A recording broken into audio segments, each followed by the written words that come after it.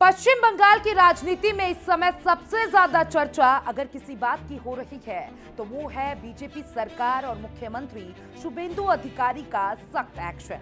सत्ता संभालते ही शुभेंदु अधिकारी ने साफ संकेत दे दिया है कि अब बंगाल में प्रशासनिक व्यवस्था को पूरी तरीके से बदलने की कोशिश की जाएगी। चुनाव प्रचार के दौरान बीजेपी लगातार कानून व्यवस्था, भ्रष्टाचार, अवैध वसूली, ध्वनि प्रदूषण और प्रशासनिक ढिलाई जैसे मुद्दे को उठाती रही थी। अब सरकार बनने के बाद उन्हीं मुद्दों पर तेजी से कार्रवाई शुरू होती दिख रही है।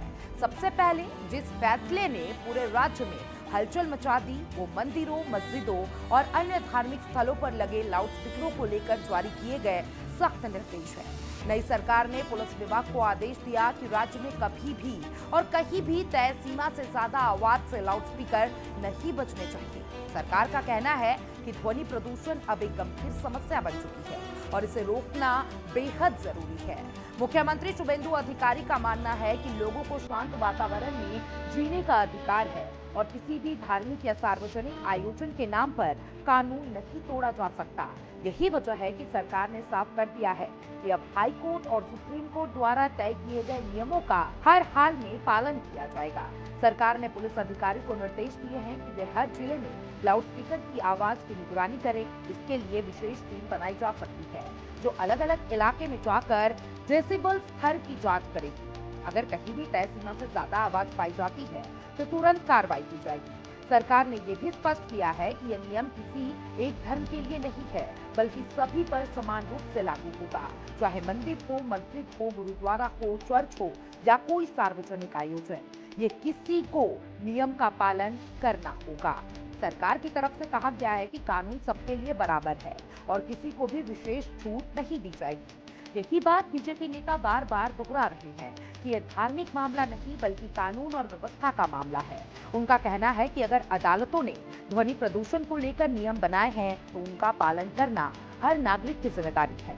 लाउडस्पीकर का मुद्दा लंबे समय से पूरे देश में बहस का विषय बना रहा। कई राज्यों में लोगों ने शिकायत की कि सुबह जल्दी या देर रात तक तेज आवाज में बजने वाले स्पीकरों से उन्हें परेशानी होती है। छात्र पढ़ाई नहीं कर पाते, बुजुर्ग आराम नहीं कर पाते और अस्पतालों के आसपास मरीजों को भी दिक्कत होती है। अब पश्चिम बंगाल में भी ऐसी शिकायतें लगातार सामने आती रही है। कई इलाकों में धार्मिक आयोजनों और त्योहारों के दौरान तेज आवाज में स्पीकर बजने को लेकर विवाद भी हुए हैं। अब नई सरकार ने इन शिकायतों पर गंभीरता से लेते हुए सख्त कार्रवाई का फैसला किया है। अब सरकार का कहना है कि ध्वनि प्रदूषण केवल असुविधा का मामला नहीं है बल्कि स्वास्थ्य से भी जुड़ा मुद्दा है। डॉक्टरों के मुताबिक लगातार तेज आवाज सुनने से मानसिक तनाव, नींद की समस्या और सुनने की क्षमता पर भी असर पड़ सकता है। इसी वजह से अदालतों ने भी समय समय पर ध्वनि प्रदूषण को नियंत्रण करने के निर्देश दिए हैं। नई गाइडेंस के तहत पुलिस को कई अधिकार दिए गए हैं।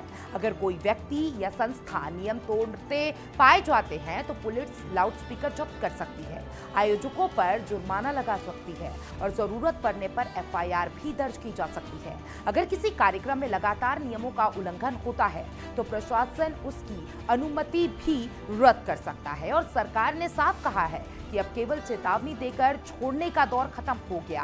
अब नियम तोड़ने वालों पर सीधे कार्रवाई होगी। इससे साफ संकेत मिल रहा है कि शुभेंदु अधिकारी सरकार शुरुआत से ही सख्त प्रशासनिक छवि बनाना चाहती है।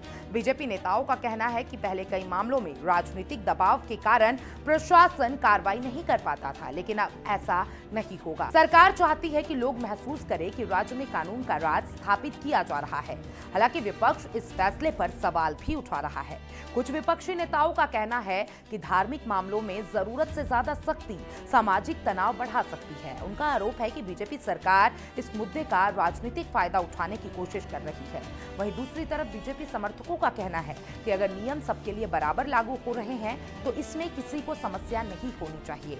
आम लोगों की प्रतिक्रिया भी मिली जुली दिखाई दे रही है। कुछ लोग सरकार के फैसले का समर्थन कर रहे हैं और कह रहे हैं कि ध्वनि प्रदूषण पर नियंत्रण जरूरी है, तो वहीं कुछ लोगों का कहना है कि धार्मिक परंपराओं का भी सम्मान होना चाहिए और प्रशासन को संतुलन बनाकर काम करना चाहिए। लेकिन इतना तय है कि ये मुद्दा आने वाले दिनों में बंगाल की राजनीति का बड़ा विषय बनता रहेगा। और लाउडस्पीकर के अलावा नई सरकार ने अवैध टोल वसूली के खिलाफ भी बड़ा अभियान शुरू कर दिया है। सरकार ने राज्य के सभी जिलों को निर्देश दिया है कि जहां कहीं भी बिना अनुमति के टोल वसूली हो रही है उसे तुरंत बंद कराया जाए। लंबे समय से बंगाल में ये शिकायतें आती रही हैं कि कई जगहों पर स्थानीय दबंग या कुछ संगठित समूह सड़क पर बैरिकेड लगाकर वाहनों से पैसा वसूलते हैं। ट्रक ड्राइवरों और व्यापारियों को मजबूरी में ये पैसा देना पड़ता है। इससे सामान ढुलाई महंगी हो जाती है और भ्रष्टाचार को बढ़ावा मिलता है। नई सरकार ने इसे गंभीर समस्या मानते हुए तुरंत कार्रवाई करती है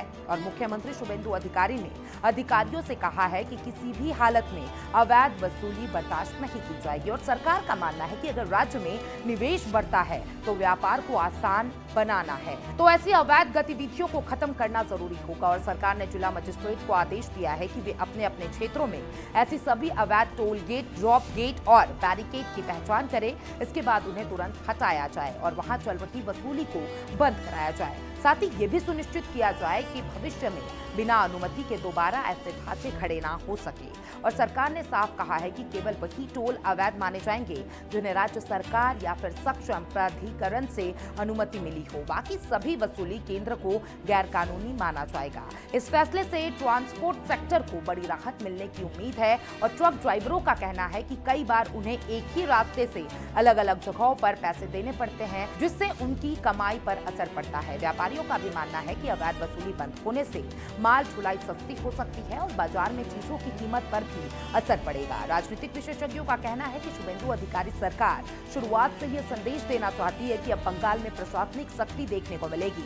बीजेपी लंबे समय से यह आरोप लगाती रही थी कि राज्य में कानून व्यवस्था कमजोर हो चुकी है और कई जगहों पर राजनीतिक संरक्षण में अवैध गतिविधियां चल रही है। अब सत्ता में आने के बाद पार्टी इन मुद्दों पर तेजी से कार्रवाई करके अपनी छवि मजबूत करना चाहती है। यही वजह है कि सरकार बनने के तुरंत बाद पुलिस और प्रशासन को एक्टिव मोड में ला दिया गया है। कई अधिकारियों की बैठक लगातार हो रही है और उन्हें स्पष्ट निर्देश दिया जा रहा है कि सरकार की प्राथमिकताओं को तुरंत जमीन पर उतारा जाए। और विशेषज्ञों का मानना है कि अगर सरकार अपने आदेशों को ईमानदारी और निष्पक्षता से लागू करती है तो बंगाल में बड़ा बदलाव देखने को मिल सकता है। लेकिन चुनौती भी कम नहीं है। बंगाल की राजनीति लंबे समय से बेहद संवेदनशील रही है और धार्मिक मुद्दों पर तनाव जल्दी बढ़ सकता है। ऐसे में प्रशासन को बहुत सावधानी से काम करना होगा। अगर कार्रवाई निष्पक्ष नहीं दिखी तो विपक्ष सरकार पर पक्षपात के आरोप लगा सकता है। इसलिए सरकार के लिए सबसे बड़ी परीक्षा यही होगी कि वो कानून को बिना किसी भेदभाव के लागू करे। और मुख्यमंत्री शुभेंदु अधिकारी भी बार बार यही कह रहे हैं कि उनका उद्देश्य किसी धर्म को निशाना बनाना नहीं बल्कि कानून का पालन सुनिश्चित करना है। आने वाले दिनों में ये भी संभव है कि सरकार ध्वनि प्रदूषण को नियंत्रित करने के लिए नई तकनीक का इस्तेमाल करे। और कई राज्यों में अब डिजिटल साउंड मॉनिटरिंग सिस्टम लगाया जा रहा है, जिससे तुरंत पता चल जाता है कि कहीं तय सीमा से ज्यादा आवाज तो नहीं हो रही। और बंगाल सरकार भी भविष्य में ऐसे कदम उठा सकती है। इसके अलावा धार्मिक आयोजनों के लिए अनुमति प्रक्रिया को भी सख्त बनाया जा सकता है। और सरकार ये सुनिश्चित करना चाहती है कि कोई भी आयोजन बिना प्रशासनिक अनुमति के ना हो और अगर अनुमति दी जाए तो आयोजक सभी नियमों का पालन करे। फिलहाल बंगाल की जनता नई सरकार के कामकाज को बहुत ध्यान से देख रही है और लोगों को उम्मीद है कि अगर अवैध वसूली रुकी और कानून व्यवस्था बेहतर हुआ तो राज्य में निवेश और रोजगार के अवसर भी बढ़ाए जा सकते हैं। वहीं कुछ लोग ये भी देखना चाहते हैं कि क्या सरकार अपने सभी फैसलों को समान रूप से लागू करेगी या नहीं, क्योंकि भारत में कई बार नियम तो बनाए जाते हैं लेकिन उनका पालन कमजोर पड़ जाता है। इसलिए अब असली चुनौती इन आदेशों को जमीन पर लागू करने की है। अगर सरकार इसमें सफल रहती है तो ये बंगाल की राजनीति में एक बड़े बदलाव की शुरुआत मानी जा सकती है। कुल मिलाकर देखा जाए तो पश्चिम बंगाल में नई बीजेपी सरकार ने शुरुआत से ही आक्रामक प्रशासनिक रुख अपनाया है। शुभेंदु अधिकारी ये दिखाना चाहते हैं कि उनकी सरकार कानून व्यवस्था, प्रशासनिक नियंत्रण को लेकर किसी तरीके की ढिलाई नहीं बरतेगी। और लाउडस्पीकरों पर सख्ती हो या फिर अवैध टोल वसूली पर कार्रवाई, दोनों फैसलों के जरिए सरकार जनता को ये संदेश देना चाहती है कि अब बंगाल में नियमों का पालन करवाया जाएगा। आने वाले समय में देखना दिलचस्प होगा कि इन फैसलों का राजनीतिक और सामाजिक असर क्या दिखता है और क्या सरकार अपने वादों के मुताबिक राज्य में वास्तविक बदलाव ला पाती है।